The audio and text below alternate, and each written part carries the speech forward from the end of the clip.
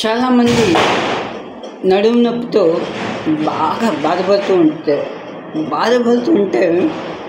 వాళ్ళకి చిన్న చిట్కా, వాళ్ళ కోసం ఎవరైనా మగవాళ్ళైనా అడగదు.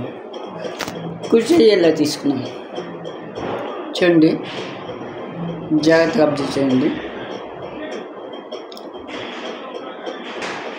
ఇక్కడ ఈ 2 వేళ్ళు ఉన్నాయిగా, ఈ 2 వేలకి ఇక్కడ గుంపు ఉందిగా, ఇది అరచేయి. ఈ అరచేయికి ఇలా తిప్పితే తర్వాత ఈ గుంపుకి ఈ 4 వేళ్ళు ఉన్నాయి కదా, ఈ 4 వేలతోటి ఇలా ఇలా ఇలా ఇలా కరెక్ట్గా గుంపు మధ్య చూడండి, ఇక్కడ అరచేతికి ఇది పెట్టాలి, ఇలా ఫ్రెష్ చేయాలి, ఇది ఇలా పెట్టాలి, ఇలా ఇలా ఇలా ఇలా 60 సార్లు ఇలా ఇలా ఇలా గుంపుని ఇలాగ మనం కిందకి పైకి పైనుంచి కిందకి. చాలామంది ఇలా అంటారు, ఇలా కాదు ఇలా అన్నమాట, ఆపోజిట్లో